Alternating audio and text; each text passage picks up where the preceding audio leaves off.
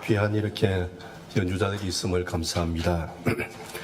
오늘 성탄절 아침에 우리 모두가 예배 자리에서 다시 뵙게 되어서 감사합니다. 여러분 모두에게 하나님의 크신 은혜가 함께 하시기를 예수 이름으로 축복합니다. 오늘 본문의 말씀은 우리가 성탄절이 되면 꼭 한번 같이 꺼내서 보는 하나님의 말씀입니다. 그래서 오늘 이 말씀을 가지고 잠깐 말씀을 드리렵니다. 오늘 설교의 결론을 말씀드리면 23절에 있는 임마누엘이라는 말입니다. 임마누엘이라는 말 뜻이 뭐냐면 하나님이 우리와 함께 하신다, 이런 뜻입니다.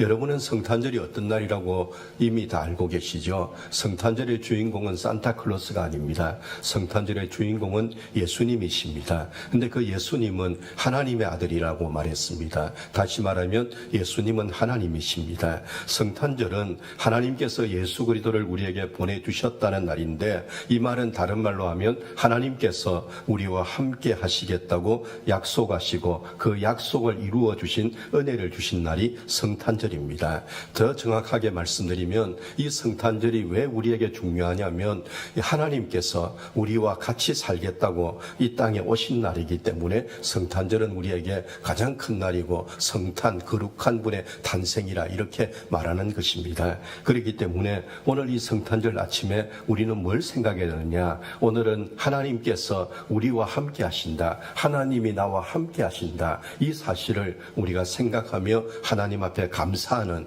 이런 아침이 되기를 축복합니다. 첫 번째로 하나님께서 그럼 우리와 함께 하시면 우리에게 어떤 일이 일어나느냐? 예수님께서 이 땅에 오셨을 때 예수님이 하신 첫 번째 일은 우리를 죄에서 구원하시는 일이었습니다. 오늘 본문 21절에 보면은 아들을 낳으리니 이름을 예수라 하라. 이는 그가 자기 백성을 저희 죄에서 구원할 자이심이라 말씀했습니다. 사람은 누구든지 자기 사명을 알고 살아야 됩니다. 교회 생활하면서도 목사가 무엇을 하는지, 장로님들은 무엇을 해야 되는지, 권사님들은 무엇을 해야 되는지, 집사님들은 무엇을 해야 되는지를 알고 살아야 됩니다. 예수님께서 이 땅에 오셨을 때 하나님께서 예수님에게 주신 분명한 목적이 있었습니다. 그것은 예수님은 사람들을 죄에서 구원하라고 이 땅에 오셨다는 것입니다. 그 말을 바꾸면 예수를 믿는 우리들은 이 땅에서의 살아가면서도 여러분 지옥을 걱정할 필요가 없다는 것입니다. 그뿐 아니고 우리가 예수를 주님으로 믿을 때, 우리 인생이 끝났을 때에, 그때에 우리는 지옥 갈까 불안해할 필요도 없다는 것입니다. 왜냐하면 하나님께서 구원이란 말 뜻을 우리에게 가르쳐 주시면서 구원이란 말은 살려준다는 말입니다. 여러분, 사람은 죽어서 하나님 나라를 간다 하지만 예수님께서는 내가 이 땅에 옴으로 말미암아 이 땅에 하나님 나라가 이루어졌다고 말씀했습니다. 예수님은 우리를 살리기 위해서 오셨습니다. 예수님은 이 땅에 살아가는 우리들에게 천국의 소망을 주시기 위해서 오셨습니다. 예수님은 이 땅에 사는 우리들에게 지옥이 아닌 하나님의 나라의 은혜를 주시는 구원자로 오셨습니다. 그렇기 때문에 우리가 오늘 아침에도 하나님 앞에 기쁘다 구주 오셨네 찬송하는 이유는 우리는 살아나는 사람이란 것입니다. 우리는 여러분 하나님께서 살려주시는 사람의 복을 받았다는 것입니다. 그 말이 구원이란 뜻입니다. 그렇기 때문에 오늘 아침에 예수님을 주님으로 믿는다면 우리는 이 땅에서도 우리 인생에서 하나님은 분명히 나를 살려주시는 은혜가 있다는 사실을 믿고 살아야 되고, 우리가 이 땅의 생명이 언제 끝날지 모르지만 그 끝나는 순간에도 하나님께서 나를 하나님의 나라 천국으로 인도하셔서 지옥의 어둠 속에 나를 놓아두지 않는다는 이런 믿음을 가지고 우리는 구원자로 오신 주님을 찬양하고 감사하는 날이 이 성탄절이 되어야 될 줄로 믿습니다.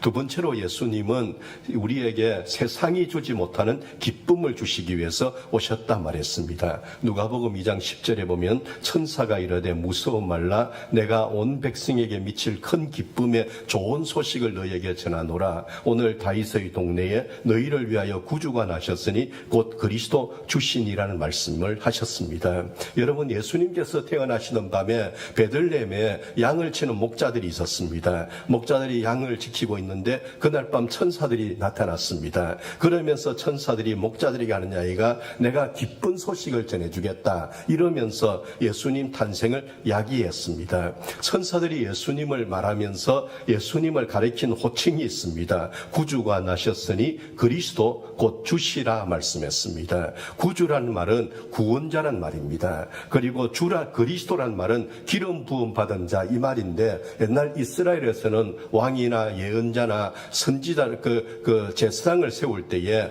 우리가 어떤 대통령을 임명할 때에 선서하게 하는 것처럼 머리에 올리브 기름을 부었습니다. 그것은 인정받았다는 것입니다.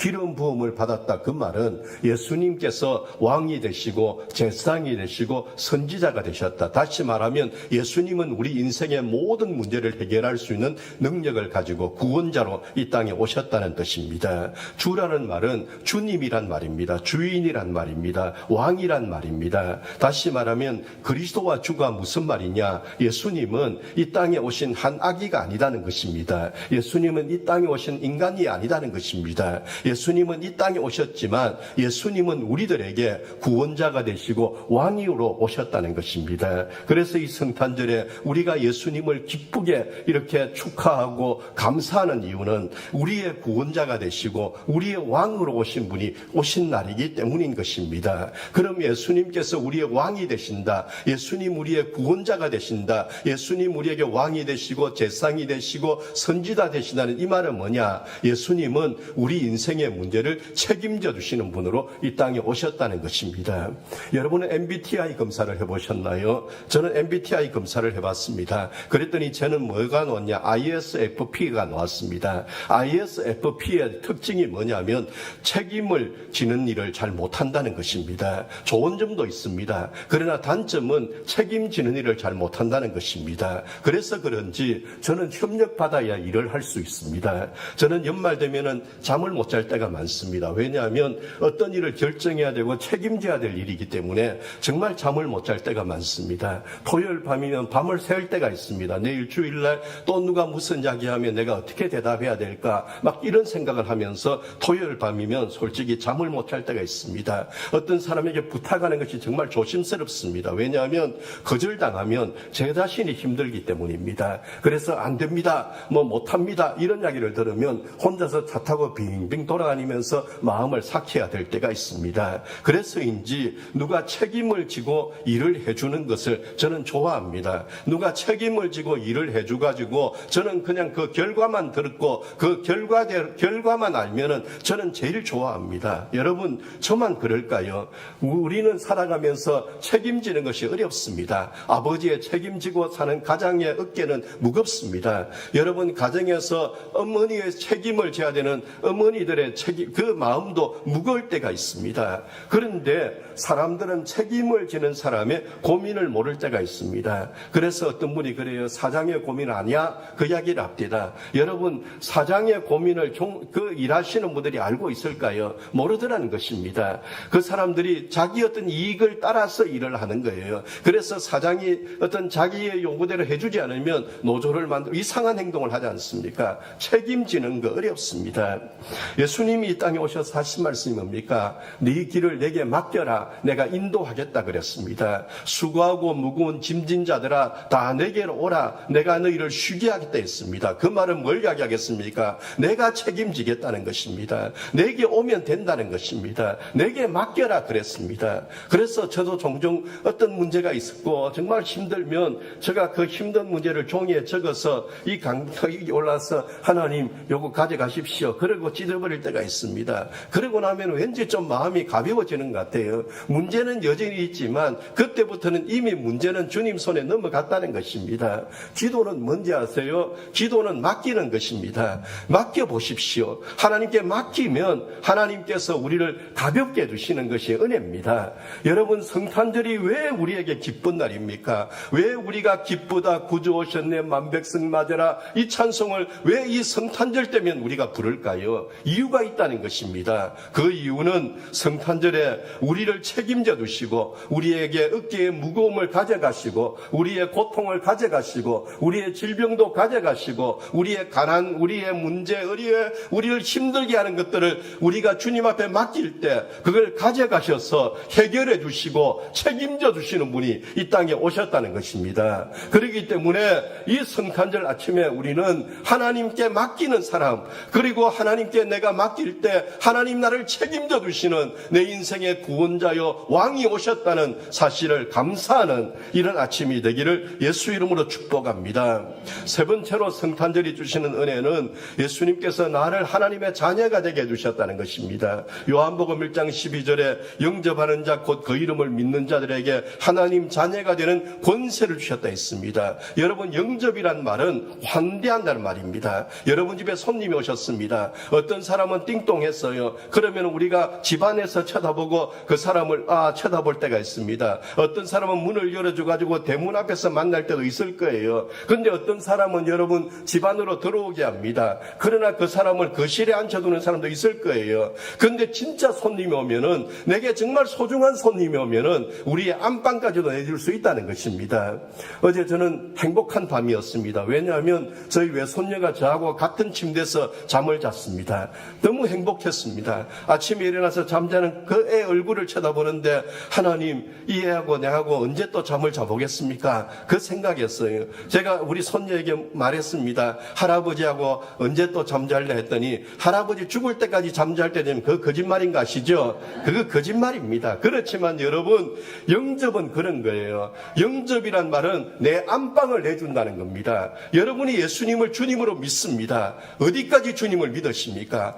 여러분이 예수님을 주님으로 믿는다고 할 때 여러분의 마음의 안방을 내주십시오. 여러분, 요한계시록에 보면은 내가 문을 두드리노니 누구든지 문을 열면 내가 들어오겠다 했습니다. 그런데 그 화가가 그린 그림에 보면요, 예수님이 서 계신 쪽의 문에는 문고리가 없다는 사실 아십니까? 그럼 그 문은 누가 열어줘야 됩니까? 안에서 있는 사람이 열어줘야 된다는 것입니다. 믿음이 그런 거예요. 하나님 우리에게 은혜를 주셨습니다. 그 은혜를 받는 방법이 뭐냐? 믿음이란 것입니다. 그래서 여러분, 옛날 우리 어른들이 수도가 없을 때 빗물을 받아 사용할 때에 그때 하늘에서 내리는 비가 내립니다. 그런데 그 빗물을 담는 그릇을 놓아둔 만큼 물이 담겨진 것을 저는 기억하고 있습니다. 믿음이 그런 거예요. 그래서 예수님도 네 믿음이 크다 말한 사람은 주님을 내 마음속에 영접한 거예요.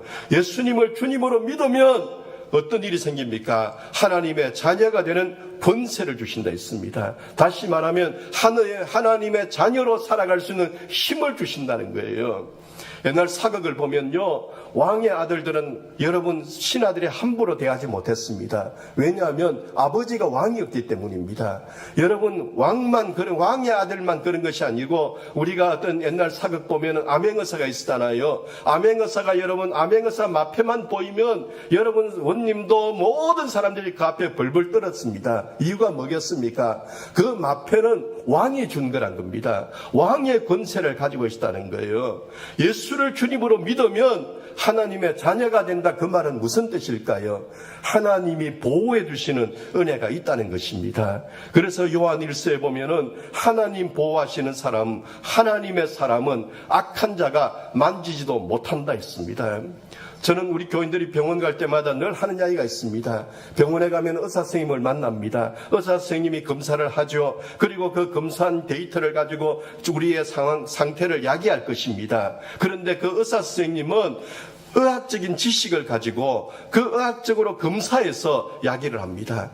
그리고 꼭 하는 이야기가 있습니다. 저는 의사 선생님을 불신하는 게 아닙니다. 그렇지만 생명의 주인은 하나님이십니다. 이 이야기를 꼭 합니다. 그래서 의사의 이야기를 듣고 있지만 의사 이야기를 보고 그 기계가 말하는 수치에 따라서 오늘은 좋았다, 내일은 나빴다, 그렇게 살지 마시고 하나님이 나를 책임져 주시고 하나님이 나를 보호해 주시고 내 생명의 주인은 하나님이라고 믿으십시오. 이 이야기를 하고 보낼 때가 있습니다.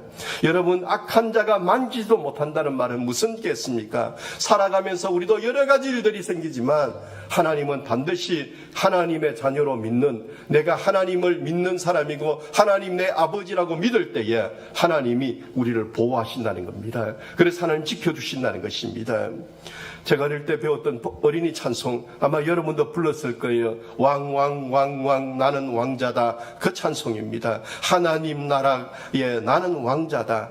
내가 비록 어릴지라도 나는 왕자다. 그 다음에 이런 가사가 있습니다. 내 앞길 가로막는 자 모두 다 물리치리라. 이 세상을 앞장서가는 나는 왕, 나는 왕, 나는 왕자다 그랬습니다. 내 앞길 막는 게 있습니다. 사람이 막을 수도 있고요. 어떤 환경이 막을 수도 있고 가난이 막을 수도 있고 여러분 우리가 살아가다 보면은 막을 수 있는 게 있습니다. 생각지 않은 병이 찾아올 때도 있습니다. 그렇지만 우리가 하나님의 나라에 하나님의 자녀라고 믿는다면 내 앞길 모든 가로막는 것을 하나님이 물리쳐 주시고 우리의 가는 길을 열어주시는 은혜가 있을 줄로 믿습니다. 그래서 이사야가 뭐라 했습니까? 우리 주님께서는 광야의 길을 내시는 분, 우리 주님은 사막에 꽃이 피게 하시는 분, 우리 주님은 우리로 하여금 찬송하게 하시고 그곳에서 하나님의 영광을 보게 하시는 분이라 했습니다. 성도 여러분, 2025년 성탄절에 내 앞길에 가로막는 자가 있다 할지라도 우리의 가는 길에 꽃을 피게 하고 찬송하게 하고 새가 울게 만들고 내 앞길에 막힌 걸 열어주시는 주님을 믿는 하나님의 자녀의 권세를 가지고 살아가시기를 예수 이름으로 축복합니다. 네 번째로 예수님은 우리에게 평화를 주셨다 했습니다. 누가복음 2장 14절에 지극히 높은 곳에서는 하나님께 영광이요 땅에서는 하나님이 기뻐하신 사람들 중에 평화로다 그랬습니다. 여러분 찬송가 96장 아시죠? 그 찬송은 우리나라에 오시던 배유랑 선교사님의 사모님이 지었다 말합니다. 그 가사가 이런 거예요. 예수님은 누구신가? 우는 자의 위로와 없는 자의 풍성이며 천한 자의 높음과 잡힌 자의 노임되고 우리 기쁨 대신에 예수님 누구신가? 약한 자의 강함과 눈먼 자의 빛이시며 병든 자의 고침과 죽은 자의 부활되고 우리 생명 대신에 예수님 누구신가? 초한 자의 정함과 죽을 자의 생명이며 죄인들의 중보와 멸망자의 구원되고 우리 평화 대신에 예수님 누구신가? 온 교회의 머리와 온 세상의 구주시며 모든 왕의 왕이요 심판하실 주님 되고 우리의 영광 대신에 있습니다. 여러분은 예수님을 누구라고 믿으십니까? 여러분 예수님은 세계 4대 성인 중에 한 분이라고 사람들은 말합니다. 혹시나 우리 중에도 그렇게 예수를 믿는 사람이 있습니까? 그렇게 믿는다면 오늘 생각을 바꾸십시오. 예수님은 우리에게 누구로 오셨습니까? 예수님은 나를 위하여 이 땅에 오신 구원자이십니다. 나의 주님이십니다. 나의 왕이십니다. 나의 하나님이십니다. 우리가 그렇게 예수를 믿을 때에 에베소서에 보면은 막힌 것을 뚫어서 하나 되게 한다 했습니다. 평화가 뭐예요? 평화는 하나님과 우리의 사이에 어둠이 없다는 거예요. 막힘이 없다는 거예요. 그래서 내가 언제든지 하나님께 나가는 그런 은혜를 평화라 말합니다. 사람과의 평화, 그 이야기는 뭐였습니까? 사람과의 사이에서도 막힘을 해결해 주시고 그 속에 하나 되게 하시는 분이 우리 예수님이란 겁니다. 그래서 예수를 믿는 우리는 하나가 돼야 돼요. 교회가 하나가 돼야 됩니다. 여러분의 가정이 하나가 되기를 축복합니다. 여러분의 자녀들과의 관계가 하나가 되기를 예수 이름으로 축복합니다. 어디 가든지 간에 평화를 만드시는 우리 주님, 우리 십자가를 보십시오. 여러분 우리 교회 오시는 분들은 제가 십자가 사진을 다 찍어요. 어떤 분은 말했습니다. 목사님, 내가 지금까지 십자가를 수만 개를 보았는데 지금까지 본 십자가 중에서 가장 십자가의 뜻이 뭔지를 가르쳐 주는 것이 저 십자가라고, 우리 교회 십자가라고 말합니다. 여러분, 저 십자가를 만든 분은요, 저 나무 조각을 제가 부탁했을 때에 아시아, 아프리카, 유럽, 남미에 있는 나무를 하나하나 조각조각 모아가지고 저 십자가를 만들어 주었습니다. 그러면서 그분이 저한테 했냐, 목사님, 이 십자가의 나무는 그냥 한국에 있는 나무가 아닙니다. 전 세계에서 다 구해왔습니다. 그 이야기라는 거예요. 그래서 저 십자가를 저는 볼 때마다 저 십자가를 통해서 위에서 아래까지 하나님의 손과 우리가 하나 손잡고 가고 우리 옆에 있는 사람이 예수 안에서 하나 손잡고 가면은 능치 못할 일이 없을 줄로 믿습니다. 사랑하는 여러분, 우리가 이 성탄절에 이런 분이 우리에게 오셨습니다. 그래서 예수를 주님으로 믿을 때 예수께서 오늘 우리의 인생길에 하늘의 문을 열어두시고 우리의 가는 길마다 평화를 주시고 가정에 평화가 있게 하시고 주님이 계시는 그곳에는 언제나 기쁨과 평화가 그리고 우리로 하여금 하나님 앞에 감사할 수 있는 그런 은혜를 주십니다. 그래서 오늘 아침에 예수를 나의 주님, 나의 하나님으로 믿으시기를 예수 이름으로 축복합니다. 사진 하나 보여드릴게요. 여러분, 사진을 하나 보여드릴게요. 이 사진의 제목이 뭐냐면 조선에서 가장 행복한 소녀라는 제목의 사진입니다. 그런데 이 사진의 주인공이 누구냐면 지금부터 110년 전에 우리나라에 살았던 그때 나이로 18살이었던 저 목발 짚고 있는 아이가 이름이 옥분이란 여자아이입니다. 저 옥분이는 나중에 송안나라는 이름으로 살았습니다. 그런데 이 옥분 이야기가 기가 막힌 거예요. 제가 한국교회사를 공부해 보면서 저 이야기를 읽으면서 이 성탄절 때문에 꼭 한번 꺼내서 읽어봅니다. 저 아이의 스토리가 어떠냐 이런 이야기예요. 저 옥분이는요 1892년에 어느 가난한 농촌에서 태어났습니다. 1901년에 우리 조선 땅에 큰 기근이 있었답니다. 너무너무 배고픈 시절에 이 부모가요 너무 굶주리고 너무 굶는 것이 힘드니까 옥분이를 부잣집에다가 팔았습니다. 그래서 옥분이는 그때부터 어느 부잣집에서 하녀로 살았습니다. 이 주인이 악한 사람이었어요. 어린아이를 집에 데리고 와서는 중노동을 시켰습니다. 그리고 수시로 일 못한다고 주인이 매질을 했습니다. 그런 매질을 받으면서도 밥도 제대로 얻어먹지 못하고 비참하게 옥분이는 살았습니다. 어느 추운 겨울날에 옷도 얇은 옷 입고 일하다가 동상에 걸렸습니다. 너무 동상이 심했습니다. 치료받을 형편이 못 됐습니다. 그런데도 불구하고 주인이 하도 매질을 하니까 그래도 일하다가 마침내 이 동상 걸린 부분이 썩어가기 시작했습니다.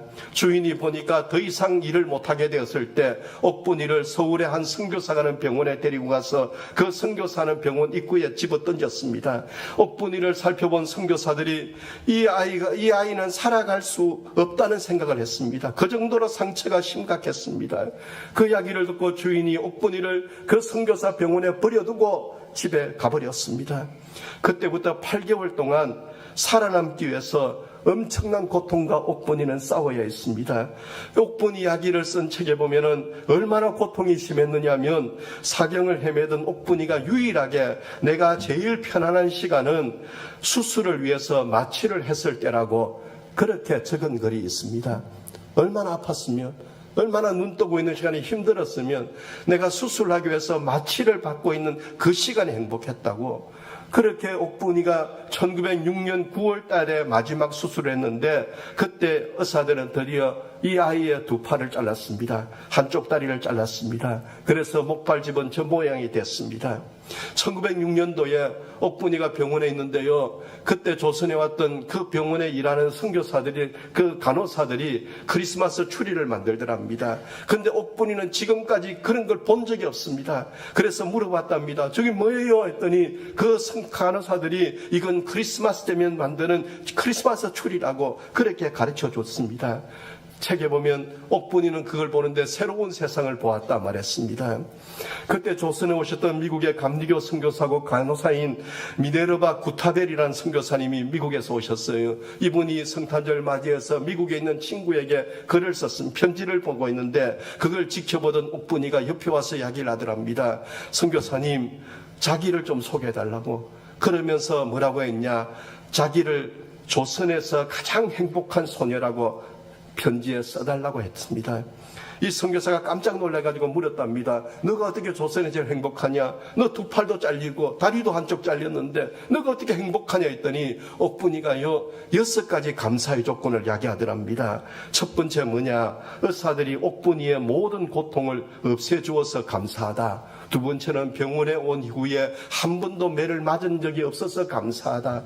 세 번째는 더 이상 굶지 않아서 감사하다. 네 번째는 자신이 종으로 있던 주인에게 돌아가지 않아서 감사하고, 병원에 있는 크리스마스 트리와 같이 아름답고 매혹적인 것을 과거에 본 적이 없어서 감사하고, 마지막으로 한 이야기, 내가 하나님을 알게 되었기 때문에 감사합니다.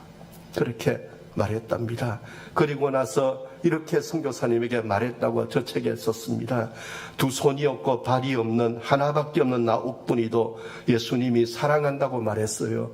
그래서 기도했더니 그분이 정말 들어주셨어요. 내 죄를 다 가져가셨어요. 그리고 나를 사랑하세요. 나는 진심으로 그걸 알아요. 이 말하면 충분하겠죠. 가장 행복한 이유가 그때부터 선교사들이 옥분이를 부르면서 옥분이를 뭐라고 불렀을까요? 너는 조선에서 가장 행복한 소녀야 불러주면서 이름을 지어줬는데 그 이름이 송안나란 이름이었습니다. 옥분이는 그 다음에 어떻게 살았느냐? 잘려나간 손에 연필을 묶어가지고 글 쓰는 법을 배웠습니다. 그리고 자기를 돌봐준 간호사들, 환자들에게 편지를 보냈었습니다. 병원에서 통역자로 봉사했습니다. 그러면서 환자들에게 늘 했던 이야기, 고통과 슬픔은 사람들이 생각하는 것처럼 나쁜 것이 아니고 우리에게는 희망이 기다리고 있습니다. 이야기를 했답니다. 이 이야기를 들은 선교사님이 책을 써서 미국 영어로 번역해서 미국에 보냈어요. 미국. 그래서 저 옥분 이야기는 한국 교회사에 안 나왔습니다. 그런데 어느 분이 미국 도서관에서 우연히 찾아낸 옥분이 책을 여러분 가지고 왔고, 저 책을 우연히 제가 또 접하게 되면서 올해 성탄절에 여러분에게 옥분 이야기를 하게 되어서 너무 감사합니다. 사랑하는 성도 여러분, 오늘은 성탄절입니다. 톨스토이가 이런 질문을 했죠. 사람은 무엇으로 사는가? 사람의 참된 행복은 무엇인가? 톨스토이는 그 질문을 했습니다. 그러면서 톨스토이가 찾은 해답이 뭡니까? 사람은 사랑할 때 행복하다 말했습니다. 사람은 사랑할 때. 옥분 이야기는 우리에게 뭘 가르치는지 아세요? 우리가 진짜 행복은 하나님 안에 있다는 것을 가르쳐 준다고 믿습니다. 하나님 안에 있습니다. 오늘 성탄절에 우리와 함께 하시기 위해서, 나와 함께 살기 위해서 오신 예수님은 왕궁에서 태어나지 않았습니다. 예수님은 베들레헴 마구간 짐승들의 먹이통 구유통에 예수님은 누워 계셨습니다. 예수님이 구유통에 오신 이유를 빌립보서에서 바울은 하늘의 보좌를 버리고 이 땅의 종의 모습으로 오신 예수님, 여러분의 형편이 어떨지라도, 오늘 내 모습이 어떨지라도 우리 주님은 나와 함께 계십니다. 여러분, 오늘 내가 어디 있든지 간에, 우리가 서울의 화려한 예배당이 아니어도, 오늘 경상남도 밀양에 있는 작은 예배당에 있다 할지라도, 오늘 이곳에서 예수님이 나와 함께 계신다고 믿을 때에 주님은 우리와 함께 하시며 우리를 살리시고 평안을 주시고 기쁨을 주시고, 옥분이가 고백했던 것처럼 하나님 안에 있는 내가 제일 행복합니다, 이 말을 할 수 있는 은혜를 주신다고 믿습니다. 옥분이는 하나님과 함께 사는 사람이었기 때문에 나는 조선에서 가장 행복한 소녀입니다, 가장 행복한 소녀입니다 말했던 것처럼, 우리도 하나님이 나와 함께 하신다는 믿음을 가지고 오늘 이 성탄절에 내 남은 인생, 하나님, 나는 가장 행복한 사람입니다, 이 고백을 하면서 살아가겠노라고 결심하고, 또 그런 결심 속에서 살아가시는 분들이 될 때 성탄절의 은혜가 내 은혜가 되고, 내가 가는 곳마다 하나님의 영광이 넘치고 하나님이 주시는 기쁨이 넘치고, 가는 길마다 사막 같을지라도 그 길에 꽃이 피게 하시는 하나님의 은혜가 있고, 내가 지금은 어깨가 쭉 처져서 내 힘으로 해결 못하는 문제를 가지고 있다 할지라도 우리 주님이 약속하시기를 독수리 날개치며 올라가게 해주신다, 우리는 독수리처럼 비상하게 해주시는 은혜가 있다. 여러분, 이 믿음을 마음속에 담는 2025년 성탄절이 되시기를 예수님 이름으로 축원합니다. 하나님